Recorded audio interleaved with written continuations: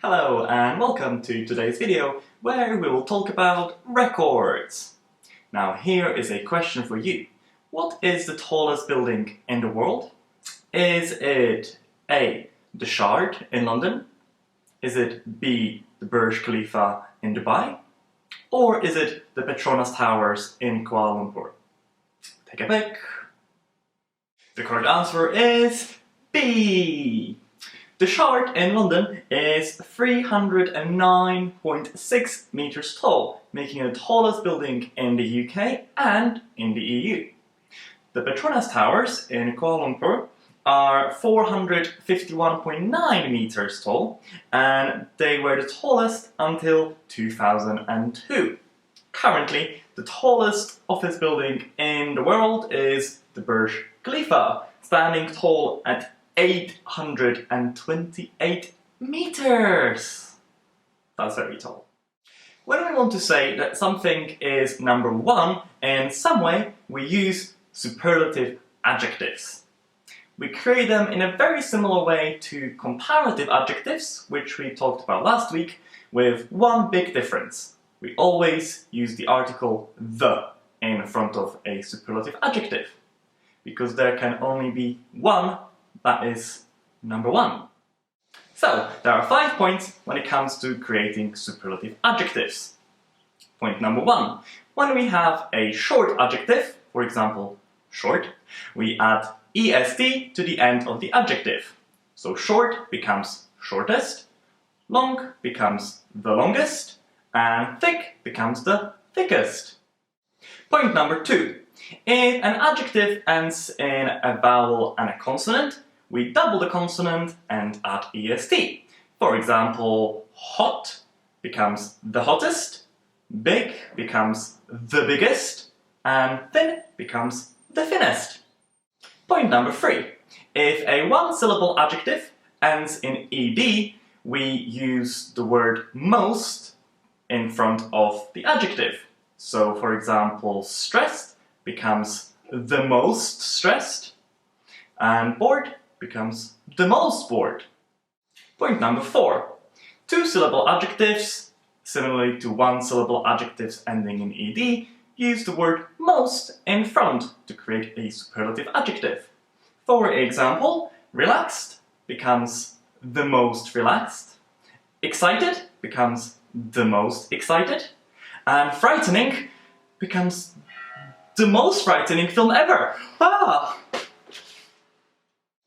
Point number five.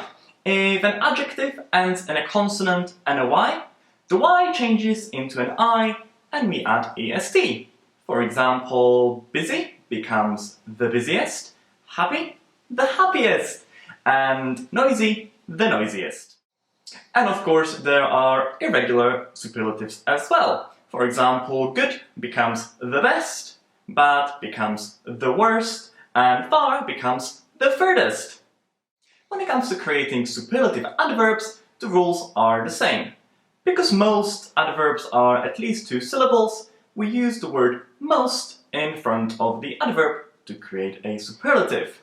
For example, quickly becomes the most quickly, fluently becomes the most fluently, and noisily becomes the most noisily. And of course, there are irregular adverbs. For example, fast becomes the fastest, hard the hardest, well the best, badly the worst. There are 3 ways in which we can use superlative adjectives. First is using it before a noun. For example, the Burj Khalifa is the tallest building. Building is a noun, the tallest is a superlative. Or, for example, Malala is the youngest Nobel Prize winner. She won the Nobel Prize when she was 17 in 2014. Or, for example, Philip is the best teacher. The second way in which we can use superlatives is using it with the preposition in and a name of a place or a group of people. For example, the Shard is the tallest building in the EU. Or Milan is the most expensive city in Italy. Or, using it with an adverb, we can say he wrote the most beautifully in the class. Look at that beautiful handwriting. I wish I wrote as beautifully as he can. Maybe another time. And the third way in which we can use superlatives is with present perfect and the word ever to talk about experience. For example, Iceland is the coldest country I have ever visited. I actually took that picture.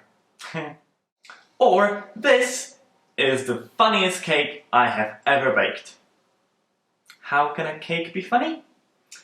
Well, that's a long story, but it refers to the British Bake Off and an episode from a few years ago.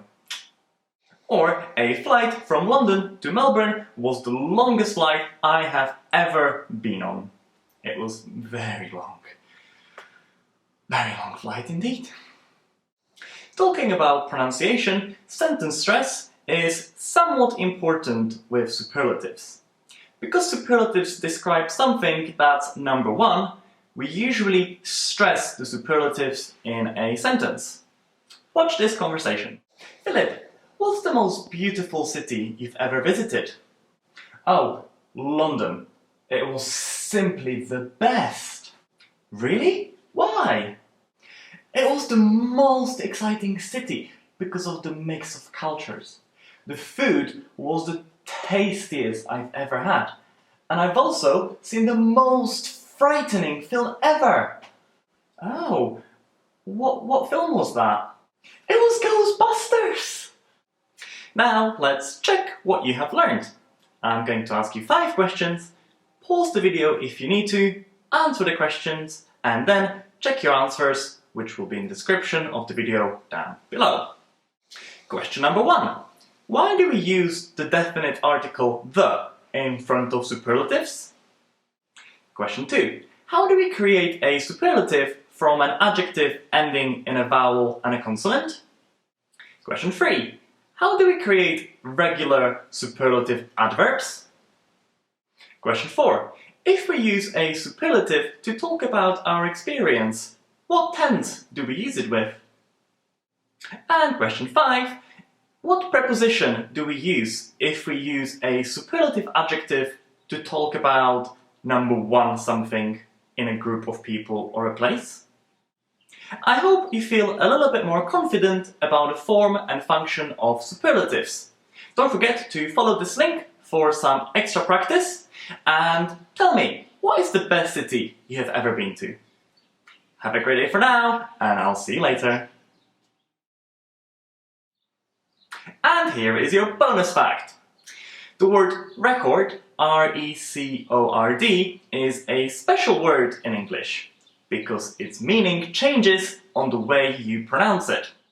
If you pronounce record as record with a stress on R-E, it is a noun, and it either means the best result, for example, the Guinness Book of World Records, or it's a written account, like paper records that I keep on you, or it's a collection of music, like a music record.